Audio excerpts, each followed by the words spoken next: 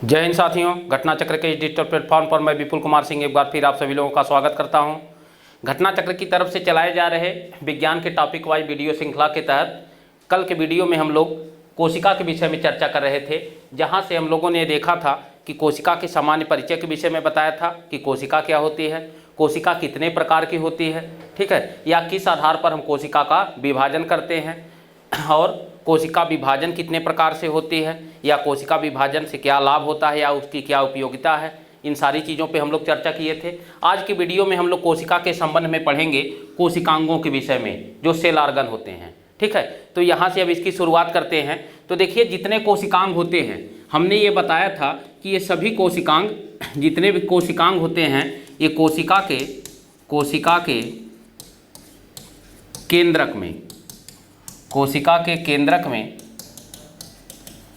स्थित होते हैं, ठीक है। ये सब कोशिका के केंद्रक वाले भाग में स्थित होते हैं। जैसे हमने आपको बताया था कि ये कोशिका है और ये कोशिका का केंद्रक, तो इसी कोशिका के केंद्रक में डीएनए, आरएनए, राइबोसोम, लाइसोसोम, ये जितने कोशिकांग होंगे ये सब केंद्रक में स्थित होते हैं। तो यहाँ से जो प्रश्न पूछा जाता है उस प्रश्न के अकॉर्डिंग हम यहाँ पर चर्चा करेंगे। देखिए, जो प्रश्न होता है वो कोशिकांगों के कार्य के विषय में पूछा जाता है, अथवा अगर उस कार्य के को लेकर उस कोशिका को कोई अलग से संज्ञा दी जाती है तो वो अलग से संज्ञा क्यों दी जाती है और क्या दी जाती है, यही सारे प्रश्न पूछे जाते हैं, ठीक है। तो आइए इसकी शुरुआत करते हैं। तो एक चीज़ तो ये स्पष्ट हुआ कि जितने भी कोशिकांग हैं वो सब कहाँ स्थित होते हैं, तो उनकी अवस्थिति कोशिका के केंद्रक में होती है, ठीक है। अब एक एक कोशिकांग विषय में हम लोग डिटेल से चर्चा करेंगे। जैसे पहला कोशिकांग है डीएनए, ठीक है, ये डीएनए है। तो डीएनए क्या होता है, इस पर आइए देखते हैं। डीएनए, इसका पूरा नाम होता है, पूरा नाम ये है D oxy ribose, D oxy ribose nucleic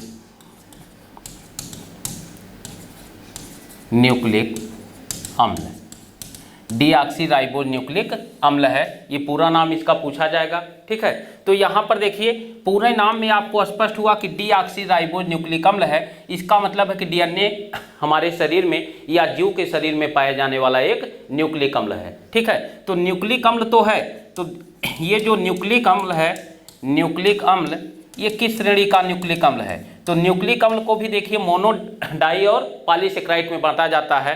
तो ये जो है डीएनए, ये पॉलीन्यूक्लिक अम्ल होता है, पॉलीन्यूक्लिक अम्ल होता है, ठीक है, पॉलीन्यूक्लिक अम्ल होता है। और इसके खोजकर्ता की अगर हम बात करें कि डीएनए के खोजकर्ता कौन हैं, तो डीएनए के खोजकर्ता हैं जॉन फ्रेडरिक मिसर, जॉन फ्रेडरिक मिसर, ठीक है। सबसे पहले डीएनए की खोज जॉन फ्रेडरिक मिसर के द्वारा किया गया था। जबकि अगर बात किया जाए प्रयोगशाला में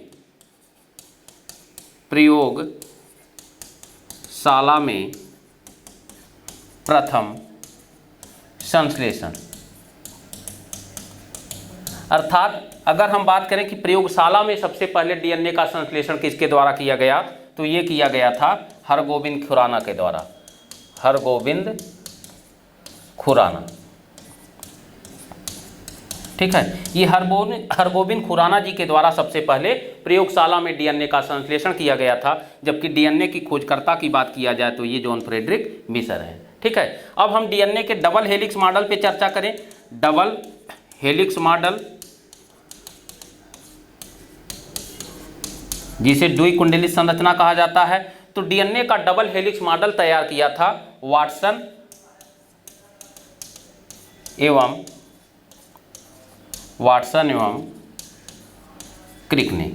तो वाटसन एवं क्रिक के द्वारा डीएनए का डबल हेलिक्स मॉडल तैयार किया गया था, ठीक है। अब हम बात करें कि जो डीएनए होता है, डीएनए में दो प्रकार के न्यूक्लिक अम्ल होते हैं, दो प्रकार के नाइट्रोजनी बेस, ठीक है। तो ये नाइट्रोजनी बेस से प्रश्न पूछा जाता है कि किस किस प्रकार के नाइट्रोजनी बेस होते हैं। तो ये दो प्रकार के नाइट्रोजनी बेस हैं। पहला है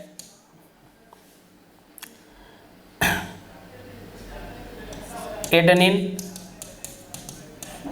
ग्वानिन, दूसरे के अंतर्गत साइटोसिन, थायमिन, और साइटोसिन।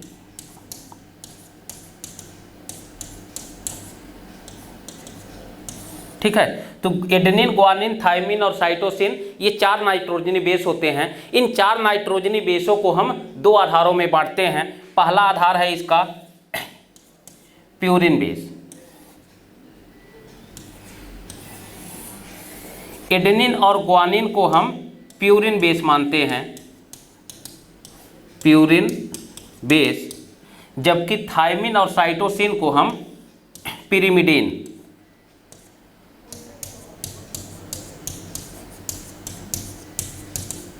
Pyrimidine base. ठीक है।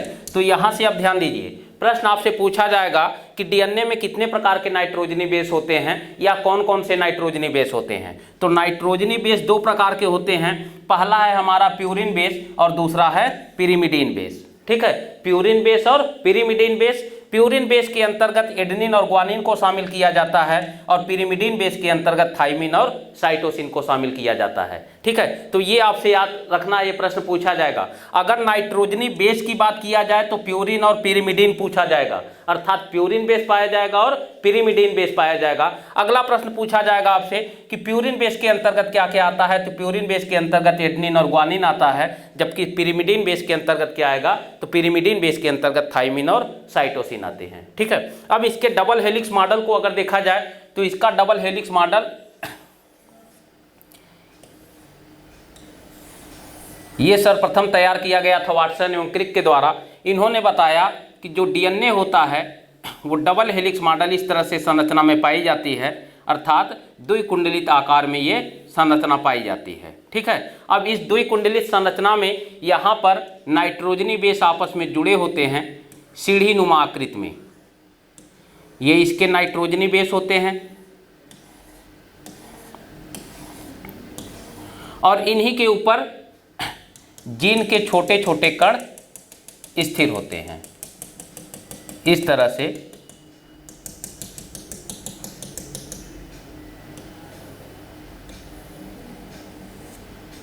जीन के कण स्थिर होते हैं। ठीक है।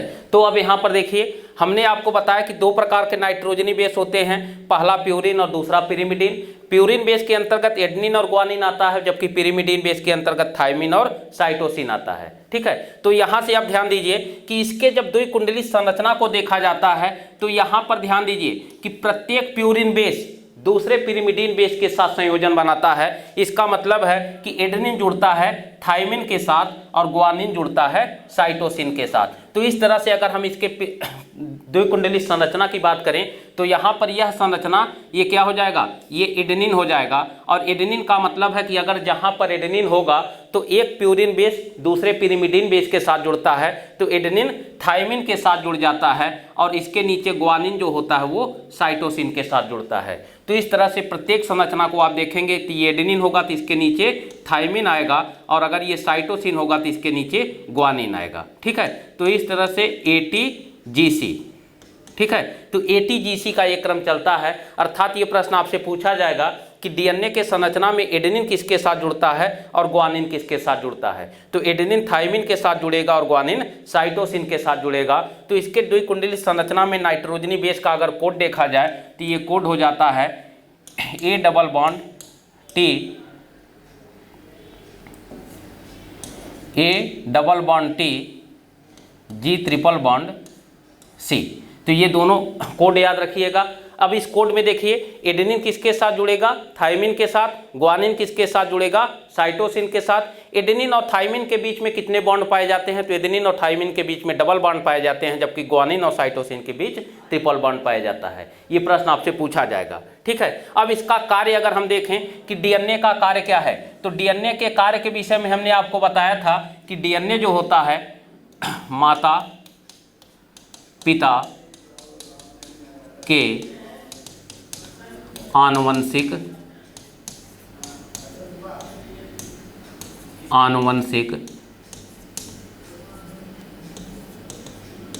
लक्षणों के लिए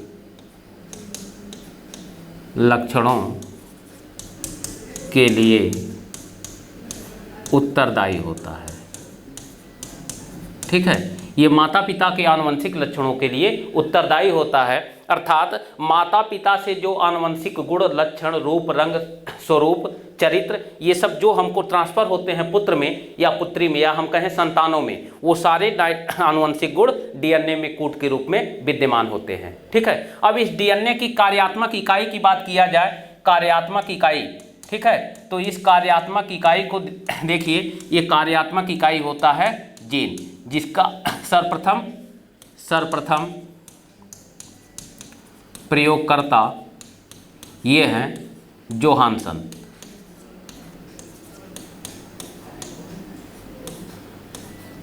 अर्थात जीन शब्द का सर्वप्रथम प्रयोग किसके द्वारा किया गया, जोहानसन। तो इसी जीन को हम डीएनए की कार्यात्मक इकाई अथवा आनुवंशिकता की इकाई कहते हैं, अर्थात माता पिता के प्रत्येक आनुवंशिक लक्षण जो संतानों तक ट्रांसफर किए जाते हैं वो जीन के माध्यम से ट्रांसफर किए जाते हैं। लेकिन अगर पूछा जाए कि ये सारे आनुवंशिक लक्षण पाए कहाँ जाते हैं, तो ये आनुवंशिक लक्षण डीएनए में पाए जाते हैं और डीएनए अपने जीन के माध्यम से इसे संतानों तक हस्तांतरित कर देता है, ठीक है। तो ये हुआ डीएनए के विषय में जितने भी प्रश्न बन सकते हैं, ठीक है। अब आइए इसके नीचे हम लोग देखते हैं आरएनए के विषय में।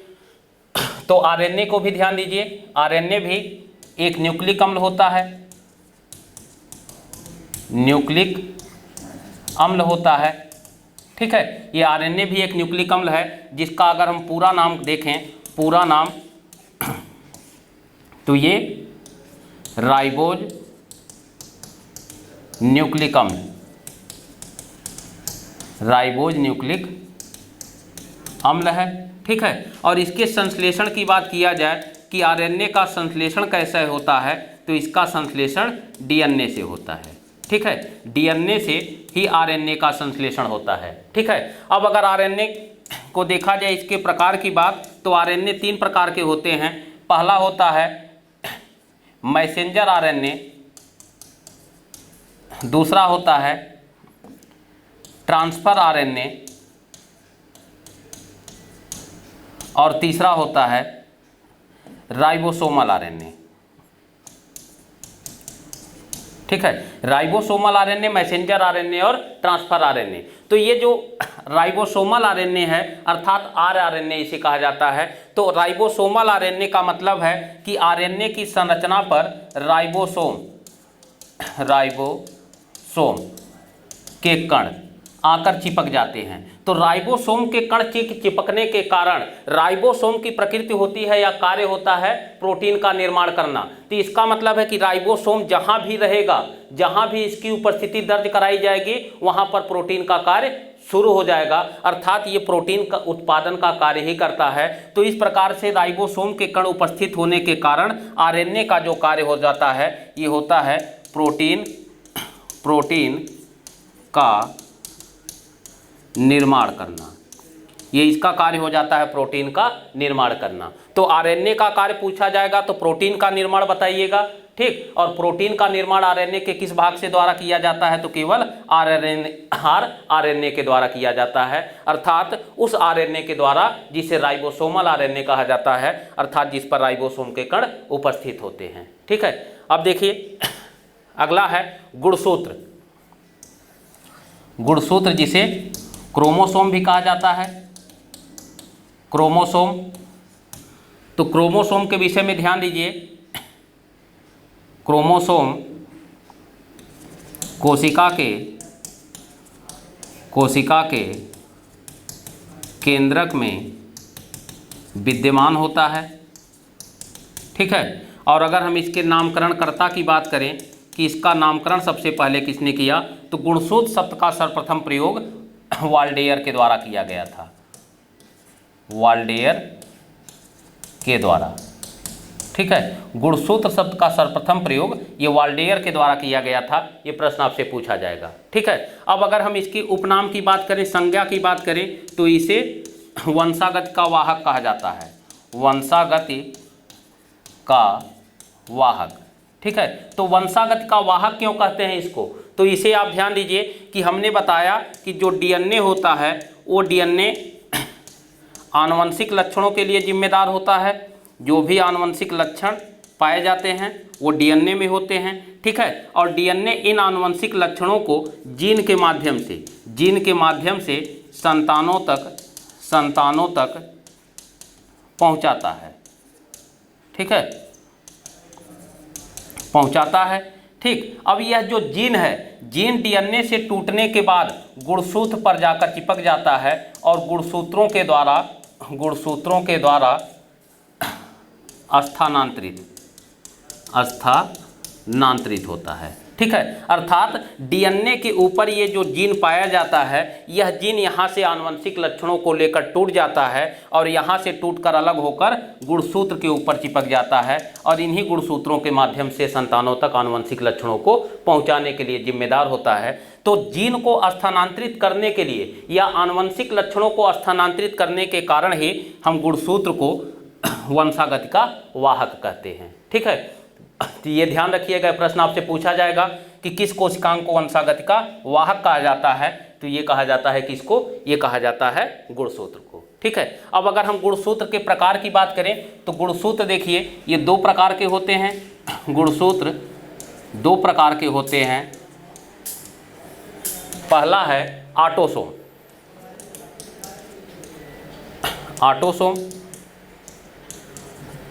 और दूसरा है सेक्स क्रोमोसोम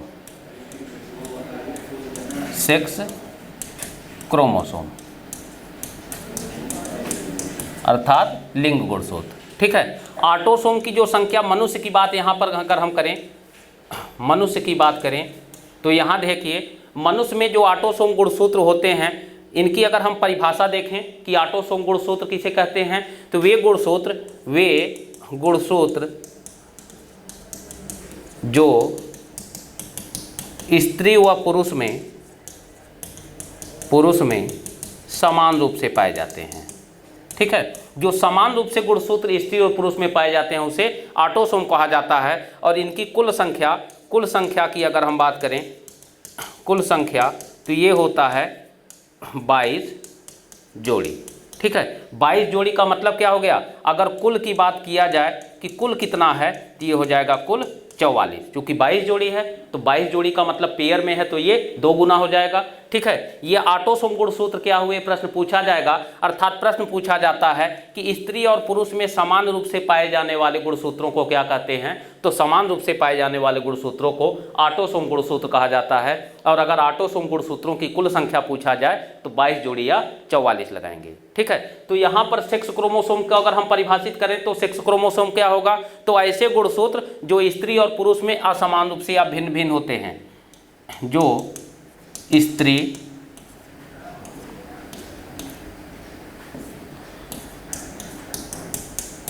व पुरुष में भिन्न भिन्न होते हैं।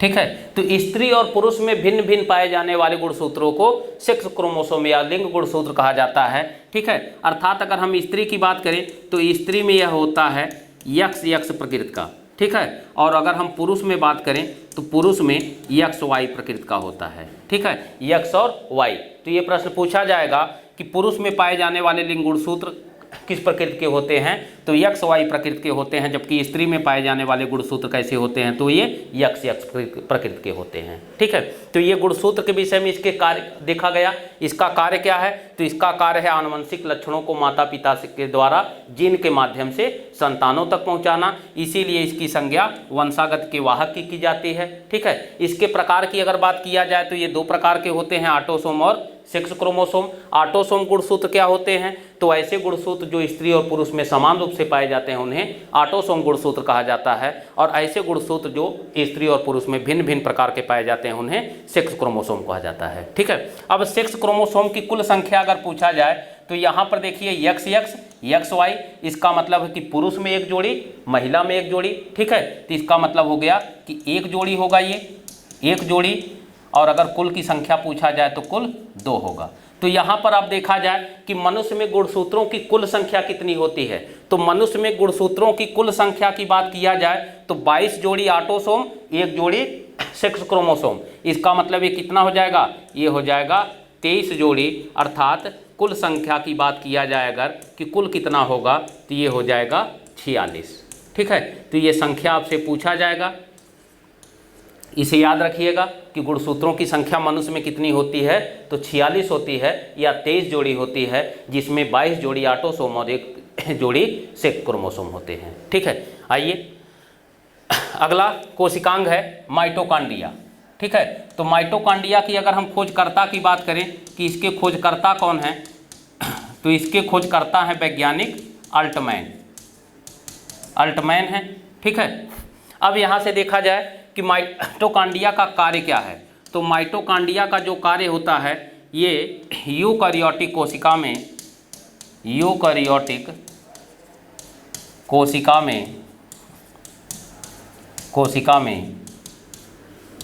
श्वसन का कार्य करना।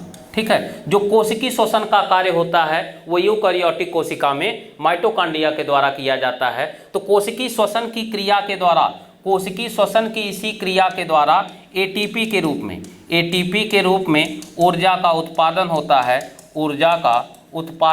है। इसी ऊर्जा उत्पादन के कार्य के कारण माइटोकॉन्ड्रिया को कोशिका का पावर हाउस कहते हैं, कोशिका का पावर हाउस कहते हैं। ठीक है, तो ये प्रश्न आपसे पूछा जाएगा। पहला प्रश्न होगा कि माइटोकॉन्ड्रिया का कार्य अगर पूछा जाए तो कार्य आप लोग लगाएंगे कोशिकीय श्वसन का कार्य करना। ठीक है, और किसी ऊर्जा कोशिका का पावर हाउस कहते हैं तो माइटोकॉन्ड्रिया को कहा जाता है, और इसके खोजकर्ता की बात किया जाए तो खोजकर्ता अल्टमैन होंगे। ठीक है, क्लियर हुआ इसके विषय में? तो इतना ही प्रश्न ज़्यादातर पूछा जाता है। आइए अगला कोशिकांग है लाइसोसोम। तो ये भी देखिए कोशिका के केंद्रक में पाया जाता है। ठीक है, अब इसके जो खोजकर्ता की बात करें, तो इसके खोजकर्ता हैं डी डुबे। ठीक है, डी डुबे हैं। ठीक, अब इसका कार्य अगर देखा जाए, इसका कार्य क्या है, तो इसका कार्य, पहला जो कार्य है कोशिकीय पाचन, और दूसरा कार्य है मृत कोशिकांगों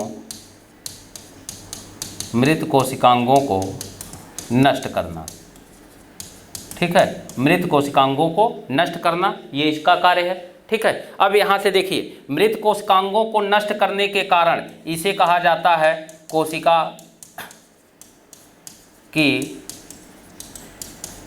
आत्मघाती थैली या आत्महत्या की थैली। ठीक है, और कोशिकीय पाचन का कार्य करने के कारण इसे कहा जाता है पाचन की थैली। ठीक है, तो दोनों याद रखिएगा, पाचन की थैली किसे कहा जाता है या आत्महत्या की थैली किसे कहा जाता है, तो ये दोनों लाइसोसोम को कहा जाता है। और इसके खोजकर्ता कौन हैं, तो इसके खोजकर्ता डी डुबे हैं। ठीक है, तो देखिए यहाँ पर इसको आत्महत्या की थैली क्यों कहते हैं, तो यहाँ पर हमने आपको बताया कि जितनी भी कोशिकांग होते हैं ये सब कोशिका के केंद्रक में पाए जाते हैं। अब इसी केंद्रक में डीएनए भी है, आरएनए भी है, लाइसोसोम भी है, राइबोसोम भी है। ठीक है, और माइटोकॉन्ड्रिया भी है। ठीक, तो अब यहाँ से ध्यान दीजिए कि यहाँ से अगर कोई भी कोशिकांग, अगर ये डीएनए पुराना हो चुका है, मर चुका है, तो डेड होने की अवस्था में तब तक नया डीएनए उत्पन्न नहीं होता जब तक ये डीएनए अपना स्थान रिक्त न कर दे। तो यहाँ से कोई भी अगर डीएनए या आरएनए या कोई भी कोशिकांग अगर वो नष्ट होता है तो उसकी साफ सफाई की जिम्मेदारी लाइसोसोम की होती है, अर्थात लाइसोसोम उसे अपने अंदर ले लेता है और अपने अंदर करके इसको कोशिका के केंद्रक से बाहर कर देता है। लेकिन केंद्रक से बाहर करने की स्थिति में यह अपनी झिल्ली को यहाँ से तोड़ देता है, तो झिल्ली को तोड़ने के कारण इसके जो भी जीव द्रव्य पाए जाते हैं वो सब बाहर चले जाते हैं। इस अवस्था में यह स्वयं डेड हो जाता है। इसीलिए किसी भी कोशिका को जब यह साफ सफाई का कार्य करता है तो ऐसी स्थिति में इसको हम आत्महत्या की थैली कहते हैं, क्योंकि कोशिका के मृत कोशिकांगों की साफ सफाई की स्थिति में ये स्वयं नष्ट हो जाता है। ठीक है, तो इसे आत्महत्या की थैली भी कहा जाता है और पाचन की थैली भी कहा जाता है, दोनों संज्ञा याद रखिएगा। ठीक है, आइए अगला है राइबोसोम। तो राइबोसोम के जो खोज करता है ये है वैज्ञानिक पायलेट खोजकर्ता। ठीक है, खोजकर्ता की बात किया जाए तो ये पायलेट हैं और इसका कार्य अगर देखा जाए तो इसका कार्य है प्रोटीन का उत्पादन, प्रोटीन का उत्पादन करना ये इसका मुख्य कार्य है। ठीक है, तो प्रोटीन उत्पादन के कार्य के कारण ही राइबोसोम को प्रोटीन की फैक्ट्री कहा जाता है, प्रोटीन की फैक्ट्री। ठीक है, इसे प्रोटीन की फैक्ट्री भी कहा जाता है। क्यों? क्योंकि यह जो है प्रोटीन उत्पादन का कार्य करता है। ठीक है, तो अब यहाँ से देखिए कि जो राइबोसोम होते हैं ये राइबोसोम केंद्रक में भी पाए जाते हैं। ठीक, केंद्रक के अतिरिक्त, तो केंद्रक के अतिरिक्त कहाँ होगा? तो केंद्रक के अतिरिक्त ये पाया जाता है, पहला हमने आपको बताया कि आरएनए की संरचना के ऊपर, अर्थात आरआरएनए के रूप में। ठीक है, और दूसरा ये होता है इंडोप्लाज्मिक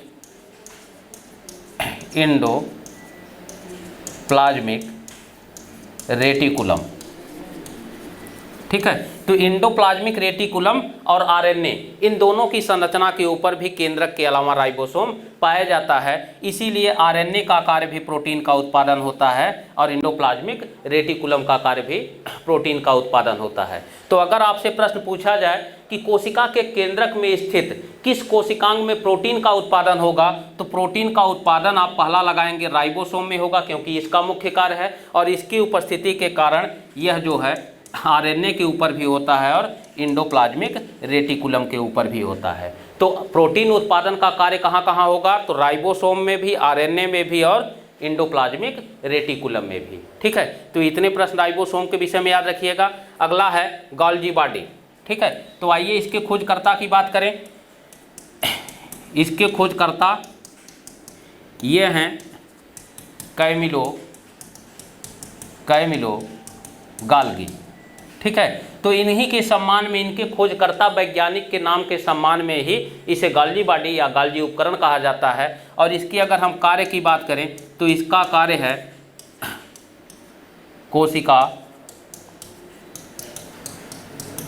कोशिकांगों के मध्य यातायात प्रबंधन।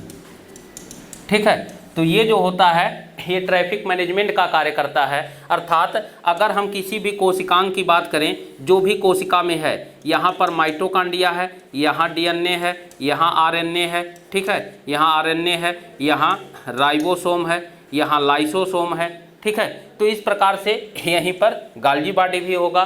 तो यहाँ से देखिए, अगर हम बताए हैं कि डीएनए माइटोकॉन्ड्रिया का कार्य है ऊर्जा का उत्पादन, तो ऊर्जा का उत्पादन जो ये करेगा ये केवल अपने उपभोग के लिए नहीं रखता, अर्थात जितने भी कोशिकांग हैं ये सबको पहुंचाता है। ठीक, इसी प्रकार से अगर आरएनए राइबोसोम जो है ये प्रोटीन का उत्पादन करेगा तो ये भी अपने उत्पादन के लिए, केवल अपने खपत के लिए नहीं रखता बल्कि सबको हस्तांतरित करता है। तो इस तरह से अगर राइबोसोम यहाँ से निकल रहा है कि यह जो प्रोटीन बनाया है इसको हम डीएनए को दे दें और यहाँ से माइटोकॉन्ड्रिया जो ऊर्जा का उत्पादन किया है ये लाइसोसोम को लाने के लिए आ रहा है। तो इस तरह से दोनों इस स्थान पर जाने के बाद क्या हो जाएगा, इस स्थान पे आने के बाद दोनों टकराने की स्थिति आ जाएगी और इस तरह से दोनों आगे नहीं बढ़ सकते। तो इस तरह से जैसे कोई भी ट्रैफिक चौराहे पर जो ट्रैफिक पुलिस का कार्य होता है, ट्रैफिक पुलिस।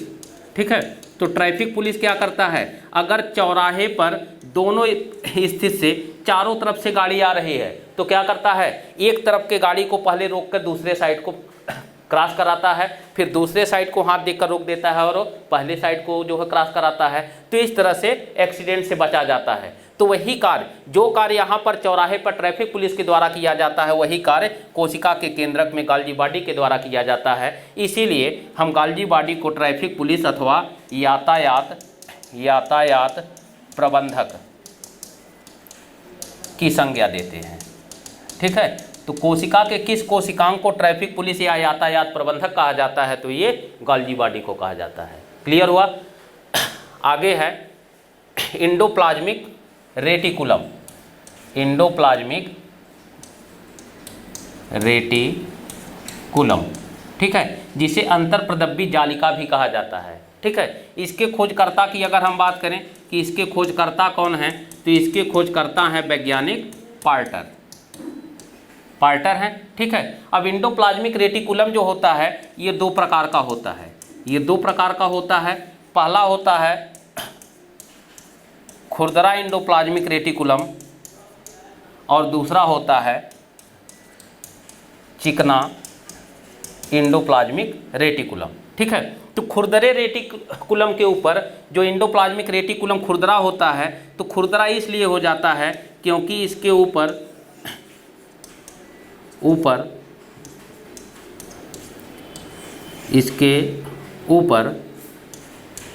राइबोसोम के कण चिपक जाते हैं। तो राइबोसोम के कण चिपकने के कारण यह खुरदरा इंडोप्लाज्मिक रेटिकुलम कहलाता है, जबकि इसके ऊपर किसी का कण नहीं रहता, इसलिए इसे चिकना रेटिकुलम कहा जाता है। तो खुरदरे रेटिकुलम के द्वारा अगर यहाँ पर राइबोसोम का कण उपस्थित है, तो राइबोसोम का कार्य क्या हो जाएगा? राइबोसोम का कार्य हो जाएगा प्रोटीन का उत्पादन। तो इस तरह से अगर देखा जाए तो राइबोसोम इंडोप्लाज्मिक रेटिकुलम का भी कार्य क्या हो जाएगा?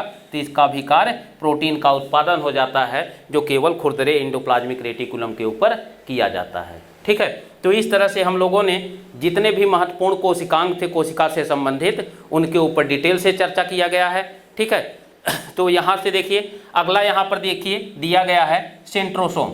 तो सेंट्रोसोम की खोजकर्ता की बात किया जाए, इसके खोजकर्ता की बात किया जाए, तो इसके खोजकर्ता हैं, सेंट्रोसोम के खोजकर्ता बोबेरी। ठीक है, और इसका कार्य अगर देखा जाए तो जंतु कोशिका में कोशिका विभाजन। ठीक है, कोशिका विभाजन। तो हमने आपको बताया था, इसी पिछले वीडियो में आपको बताया गया है कोशिका विभाजन। तो कोशिका विभाजन में हमने आपको बताया था कि सेल डिवीजन तभी होता है जब हमारे शरीर में कोशिकाओं की आवश्यकता होती है, अर्थात कोशिका के मृत अवस्था में होने के बाद जब अतिरिक्त कोशिका की आवश्यकता होती है उस रिक्त स्थान को पूर्ति करने के लिए, तो कोशिका विभाजन के द्वारा नई कोशिकाओं को जन्म दिया जाता है। तो कोशिका विभाजन का यह कार्य किसके द्वारा किया जाएगा? तो कोशिका विभाजन का यह कार्य सेंट्रोसोम के द्वारा किया जाता है, लेकिन ध्यान में रखिएगा यह कार्य केवल सेंट्रोसोम जंतु कोशिका में ही करता है। क्लियर हुआ? आइए लवक की बात करें, जिसे प्लास्टिड भी कहा जाता है।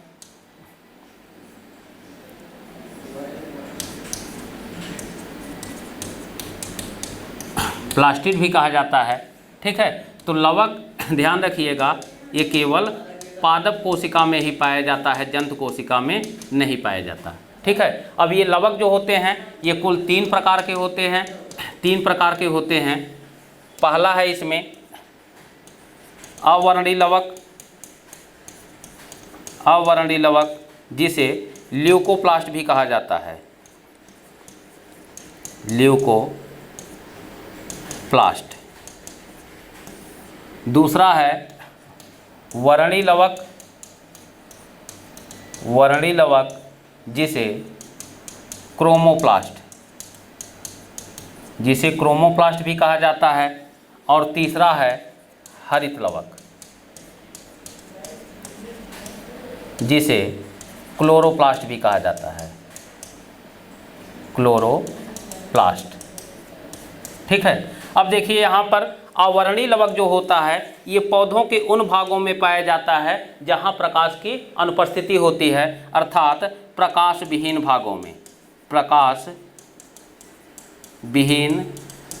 भागों में। ठीक है। तो ये प्रकाश विहीन भाग कौन से होते हैं, जो भूमिगत भाग होते हैं। इसका मतलब है कि प्रकाश विहीन भागों को ही भूमिगत भाग कहा जाता है, भूमिगत भाग कहा जाता है। जैसे जैसे जड़ों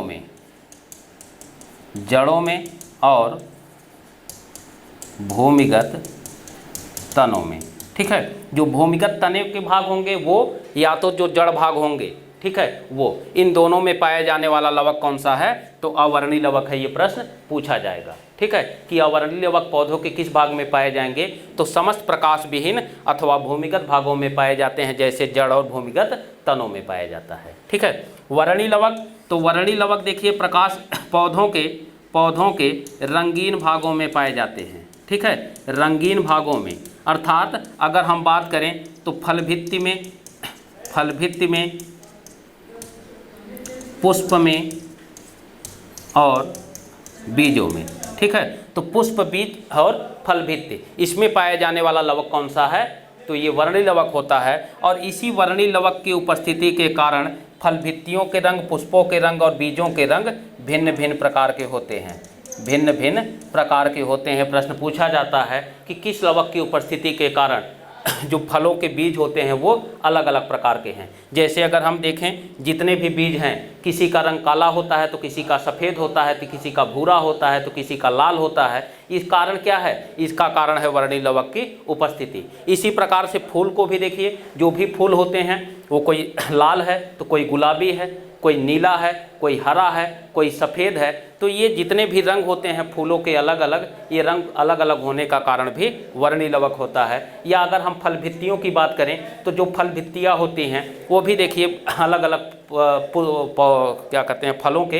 अलग अलग रंग के होते हैं। तो फल भित्तियों के अलग रंग, पुष्पों के अलग रंग और बीजों के अलग रंग होने का मुख्य कारण क्या है, तो ये वर्णीय लवक की उपस्थिति होता है, ठीक है। अब यहाँ से देखिए हरित लवक, जिसे क्लोरोप्लास्ट कहा जाता है, तो ये पौधों के हरे भागों में पाया जाता है, ठीक है, हरे भागों में और मुख्यतः पत्तियों में, ठीक है, पत्तियों में पाया जाता है। इस हरित लवक में पाया जाता है क्लोरोफिल,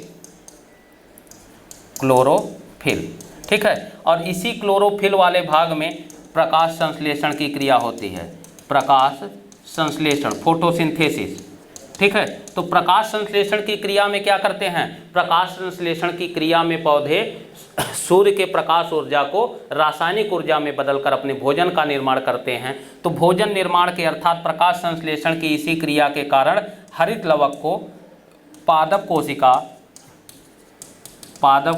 का पावर हाउस कहा जाता है, ठीक है। तो पादप कोशिका का पावर हाउस किसे कहेंगे, तो हरित लवक को कहते हैं। और ये कहाँ पाया जाता है, तो ये केवल हरे भागों में अर्थात मुख्यतः पत्तियों में पाया जाता है। लेकिन इसके अलावा थोड़ी मात्रा में ये तने में भी पाया जाएगा, टहनियों में भी, जो हरे रंग के होंगे, ठीक है। क्लियर हुआ। अब यहाँ से देखिए, अगर हरे रंग की बात किया जाए तो हरित लवक, बाकी अगर किसी अन्य रंग की बात किया जाए तो वर्णीय लवक, ठीक। और प्रकाश संश्लेषण की क्रिया किस लवक में होगा, तो प्रकाश संश्लेषण की क्रिया हरित लवक में होता है और उसके क्लोरोफिल वाले भाग में होता है, ठीक है। तो यहाँ से इतने प्रश्न हम लोगों ने यहाँ पर ध्यान दिया कि जो भी कोशिका के संबंधित जितने भी प्रश्न बन सकते थे, चाहे वो कोशिकांग की बात हो, चाहे कोशिका विभाजन की बात हो, चाहे कोश की संरचना की बात हो, चाहे कोशिका के सामान्य परिचय की बात हो, चाहे केंद्रक और उसके कार्य की बात हो, तो ये सारे प्रश्न जितने भी संभावित बन सकते थे उन सभी प्रश्नों पर हम लोग यहाँ पर डिटेल से चर्चा किए हैं, ठीक है।